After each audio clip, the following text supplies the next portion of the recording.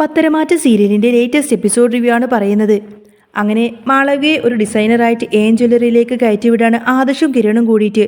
തന്ത്രപൂർവ്വമാണ് മാളവിക അവിടെ ഇൻ്റർവ്യൂവിന് പോകുന്നത്. ഇൻ്റർവ്യൂ കഴിഞ്ഞപ്പോൾ തന്നെ മാളവികയ്ക്ക് ഒരു കാര്യം മനസ്സിലായി. ഈ ഡേവിഡ് എന്ന് പറയുന്ന ആളൊന്നും ആയിരിക്കില്ല ജ്വല്ലറിയുടെ യഥാർത്ഥ MD. കാരണം സ്വർണ്ണ വ്യാപാര രംഗത്തെക്കുറിച്ചോ ഡിസൈനുകളെക്കുറിച്ചോ വലിയ ധാരണയൊന്നും ഇല്ലാത്ത ഒരാളാണ് ഡേവിഡ്. ഇതിന് പിന്നിൽ വേറെ ആരോ ഉണ്ട് എന്നും അവരാണ് കാര്യങ്ങളൊക്കെ തീരുമാനിക്കുന്നത് എന്നും മാളവികയ്ക്ക് ബോധ്യപ്പെട്ടു. ഈ വിവരം മാളവിക കിരണിനോടും ആദർശിനോടും പങ്കുവെച്ചു. അങ്ങനെ ഒരാളുണ്ടെങ്കിൽ അയാളെ നമ്മൾ കണ്ടെത്തണമെന്നും ജ്വല്ലറിയെക്കുറിച്ച് എല്ലാ കാര്യങ്ങളും അറിയണമെന്നും ആദർശ് പറയുന്നുണ്ട്. അതുകൊണ്ട് അവിടുത്തെ ജോലികൾ തുടരാൻ അവർ മാളവികയോട് ആവശ്യപ്പെട്ടു. ശമ്പളമൊന്നും കിട്ടിയില്ലെങ്കിലും കുഴപ്പമില്ല, താൻ കാര്യങ്ങളൊക്കെ കണ്ടുപിടിച്ചു തരാമെന്ന് മാളവിക ഏറ്റു. പക്ഷേ നയനയുടെ സഹായമില്ലാതെ തൻ്റെ മാത്രം ഡിസൈനുകൾ കൊണ്ട് അവിടെ പിടിച്ചു നിൽക്കാൻ പറ്റില്ല എന്നും മാളവിക പറയുന്നുണ്ട്. എല്ലാ സഹായങ്ങളും നയന വാഗ്ദാനം ചെയ്തു. പിറ്റേ ദിവസം തന്നെ ഡേവിഡ് മാളവികയെ വിളിച്ച് ജോലിക്ക് വരാൻ ആവശ്യപ്പെടുന്നുണ്ട്. ഡിസൈനുകളൊക്കെ ഇഷ്ടപ്പെട്ടുവെന്നും ജോലിക്ക് ജോയിൻ ചെയ്തോളൂ എന്നും പറഞ്ഞു.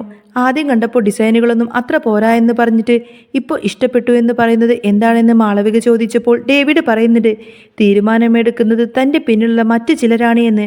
താൻ MD ആണെങ്കിലും പ്രധാന കാര്യങ്ങളൊക്കെ തീരുമാനിക്കുന്നത് ഞാനല്ല, മറ്റൊരാളാണ് എന്ന് ഡേവിഡ് തുറന്നു പറഞ്ഞു. മാളവിക ഈ വിവരം ഉടനെ തന്നെ ആദർശിനെയും നയനയെയും വിളിച്ചറിയിച്ചു. ആദർശ് അവൾക്ക് ആശംസകൾ നേർത്തു. മൂർത്തീസ് ജ്വല്ലറിയെ സഹായിക്കാൻ താൻ മാക്സിമം പ്രവർത്തിക്കുമെന്ന് മാളവിക പറയുന്നുണ്ട്. നയനയുടെ ഡിസൈനുകൾ കാണിച്ച് അവരെ കയറി പറ്റിയ പോലെ തന്നെ ഇനിയും സഹായം വേണമെന്ന് മാളവിക ആവശ്യപ്പെടുമ്പോൾ നയന അത് സമ്മതിക്കുന്നുണ്ട്. വിഷുവിന് സ്പെഷ്യൽ കളക്ഷൻ ഇറക്കാൻ തന്നെ അവർ പ്ലാൻ ചെയ്യുന്നതിനെക്കുറിച്ചും അതിനാൽ നന്നായി തന്നെ വർക്ക് ചെയ്യേണ്ടി വരുമെന്നും മാളവിക പറഞ്ഞു. ജോയിൻ ചെയ്ത ദിവസം മാളവിക താൻ മൂർത്തീസ് ജ്വല്ലറിയെ വിട്ടുവന്നത് അവിടെ കഷ്ടപ്പാടിന് വിലയില്ലാത്തത് കൊണ്ടാണെന്നും ഡേവിഡിനോട് കള്ളം പറഞ്ഞു.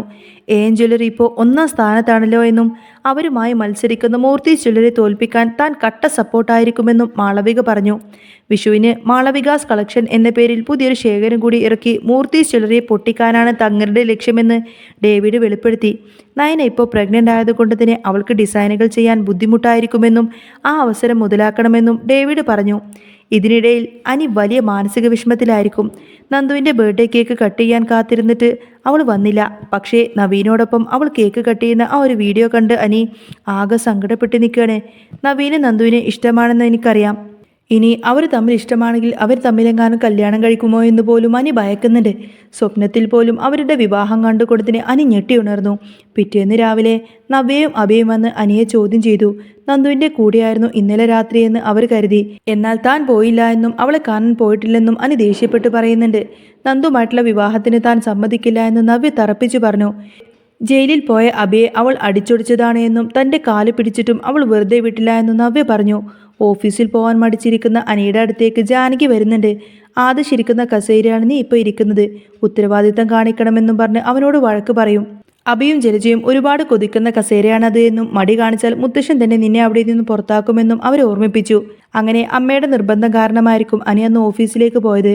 ജ്വല്ലറിയിലെത്തിയ അനിക്ക് ചില കാര്യങ്ങളിൽ സംശയം തോന്നി.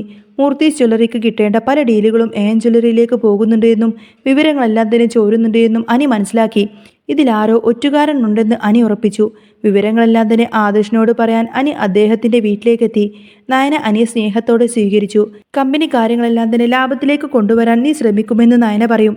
അനി ലാപ്ടോപ്പിലെ ഫയലുകൾ ആദർശിനെ കാണിച്ചു കൊടുത്തു. ജ്വല്ലറിക്ക് വിവരങ്ങൾ ചോർന്നു കിട്ടുന്നുണ്ടെന്ന് ആദർശിനും ബോധ്യമായി. നമ്മുടെ ഇടയിൽ തന്നെ ആരോ ഒറ്റുകാരനുണ്ടെന്ന് ആദർശ് പറയുന്നുണ്ട്. അബി സംശയമാണെങ്കിലും അവൻ കമ്പനി ഭാഗത്തേക്ക് വരുന്നില്ലെന്നും നവ്യ മോഡലാണെങ്കിലും അവൾ വഴി വിവരം ചോരാൻ ഒറ്റൊരു വഴിയില്ല എന്നും അവർ കരുതി. അവന്തികയെ തനിക്ക് സംശയമുണ്ട് എന്ന് അനി പറയും. അവൾക്ക് എല്ലാ കാര്യങ്ങളും ഇടപെടാൻ അവകാശമുണ്ടെന്നും അവൾ അപ്പച്ചിയുടെ മകളാണെന്നും അനി ഓർമ്മിപ്പിച്ചു. എന്നാൽ അവൾ അങ്ങനെയൊന്നും ഒരിക്കലും ചെയ്യില്ല എന്നും മുത്തശ്ശൻ അവളെ പൂർണ്ണമായി തന്നെ വിശ്വസിക്കുന്നുണ്ട് എന്നും ആദർശ് പറയും. വിവരങ്ങൾ ഒന്നുകൂടി ചെക്ക് ചെയ്യാൻ ആദർശ് അനിയോട് ആവശ്യപ്പെട്ടു. അപ്പോഴേക്കും മാളവിക പുതിയ ഡിസൈനുമായി ഡേവിഡിനെ കാണാൻ പോയി. വെറൈറ്റി ഡിസൈനുകൾ ചെയ്യാൻ ഡേവിഡ് ആവശ്യപ്പെടുമ്പോൾ മാളവിക അതിനു വേണ്ടിയിട്ട് കുറച്ചും കൂടെ സമയം വേണമെന്ന് പറയും. ഡേവിഡിനെ ഇതിനെക്കുറിച്ച് ഒന്നും അറിയാത്തതുകൊണ്ട് തന്നെ അയാൾ ആരോടോ ഫോണിൽ ചോദിച്ചു. ഫോണിൻ്റെ മറുതലക്കൽ നാഗേന്ദ്രനും അവന്തികയുമായിരുന്നു.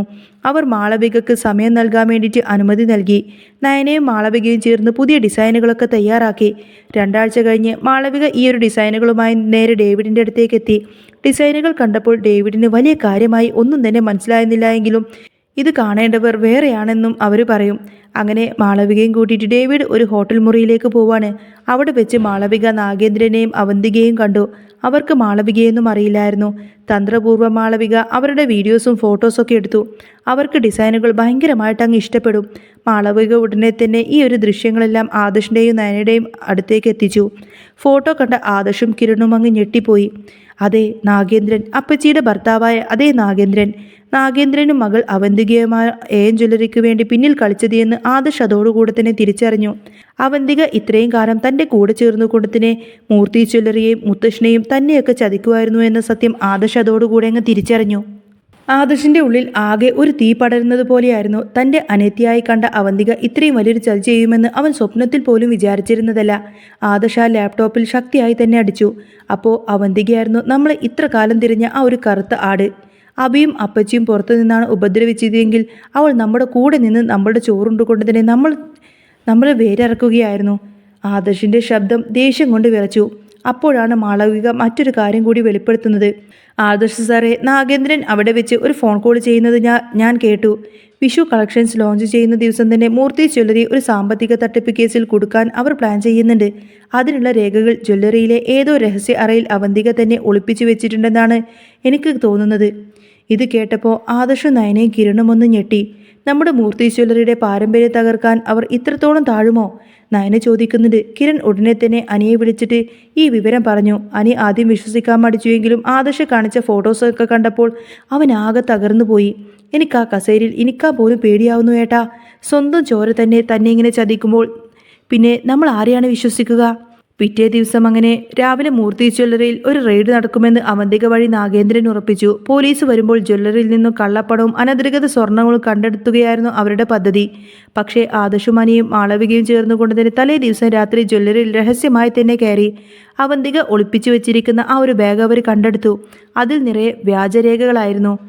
റെയ്ഡ് നടക്കേണ്ട ദിവസം രാവിലെ നാഗേന്ദ്രനും അവന്തികയും ഡേവിഡും ചേർന്നുകൊണ്ട് തന്നെ AM ജ്വല്ലറിയുടെ ഉദ്ഘാടനത്തിന് റെഡിയായി നിൽക്കുകയായിരുന്നു. മുത്തശ്ശനെ കൊണ്ട് ഇത് ചെയ്യിപ്പിക്കണമെന്ന കുടില ബുദ്ധിയും അവർക്കുണ്ടായിരുന്നു. എന്നാൽ ഉദ്ഘാടനത്തിന് തൊട്ടു മുൻപ് ആദർശും സംഘവും അവിടെ വന്നിറങ്ങി. കൂടെ സിറ്റി പോലീസ് കമ്മീഷണറും ഉണ്ടായിരുന്നു. മുത്തശ്ശന്റെ മുന്നിൽ വെച്ച് ആദർശ് എല്ലാ സത്യങ്ങളും അങ്ങ് വിളിച്ചു പറഞ്ഞു. മാളവിക എടുത്ത വീഡിയോ അവിടെ വലിയ സ്ക്രീനിൽ അങ്ങ് പ്രദർശിപ്പിച്ചു. അവന്തികയുടെ മുഖത്തെ ആ ഒരു വിശ്വസ്തയുടെ മുഖം മൂടി അഴിഞ്ഞു വീണു. നീ എന്താ മോളെ ചെയ്തത്? നിന്നെ ഞാൻ എൻ്റെ സ്വന്തം മകളായിട്ടല്ലേ കണ്ടത് എന്ന് മുത്തശ്ശൻ വിതുമ്പിക്കൊണ്ട് ചോദിച്ചു. പക്ഷേ അവന്തികക്ക് അന്നേരം മറുപടി ഒന്നും തന്നെ ഇല്ലായിരുന്നു. നാഗേന്ദ്രൻ്റെയും അവന്തികയുടെയും കയ്യിൽ വിലങ്ങി വീഴുമ്പോൾ AM ജ്വല്ലറി എന്ന കള്ളക്കമ്പനിയുടെ തകർച്ച അവിടെ തുടങ്ങുകയായിരുന്നു. ഇതേസമയം നന്ദുവിനെ തെറ്റിദ്ധരിച്ചതിൽ അനി പിന്നീട് അവളോട് മാപ്പ് പറയുന്നുണ്ട്. ആ ബർത്ത്ഡേ ദിവസം താൻ പോലും പ്രതീക്ഷിക്കാതെ അങ്ങോട്ടേക്ക് നവീനേട്ടൻ കയറി വന്നതാണ് എന്നും അതോടുകൂടെയാണ് വീഡിയോ കോൾ വഴി ആ ഒരു പോലീസുകാരി അനിക്കത് കാണിച്ചു കൊടുത്തത് എന്ന സത്യമെല്ലാം തന്നെ അനിക്ക് മനസ്സിലാവും. അതോടുകൂടെ തന്നെ അനി നന്ദുവിനോട് മാപ്പ് പറയും. ആദർശ് വീണ്ടും MD കസേരയിലേക്ക് തിരിച്ചെത്താണ്. മൂർത്തി ജ്വല്ലറി വീണ്ടും കൂടുതൽ കരുത്തോടുകൂടെ തന്നെ മുന്നോട്ടു പോകുമ്പോൾ തന്നെ ചതിച്ചവരെല്ലാം തന്നെ അഴിക്കുള്ളിലായി. സത്യം എന്നാണെങ്കിലും ജയിക്കുമെന്ന് ഒരിക്കൽ കൂടി അവർ തെളിയിക്കുന്ന അടിപൊളി സൂപ്പർ രംഗങ്ങളൊക്കെ തന്നെയാണ് കേട്ടോ പത്തരമാറ്റിൽ വന്നിരിക്കുന്നത്. അപ്പോൾ നിങ്ങൾക്ക് ഈ ഒരു ചാനൽ ഇഷ്ടമാവുകയാണെങ്കിൽ സബ്സ്ക്രൈബ് ചെയ്യാനും സപ്പോർട്ട് ചെയ്യാനും മറക്കല്ലേ. നെക്സ്റ്റ് വീഡിയോ ആയിട്ട് ഉടനെ വരാം. ബൈ.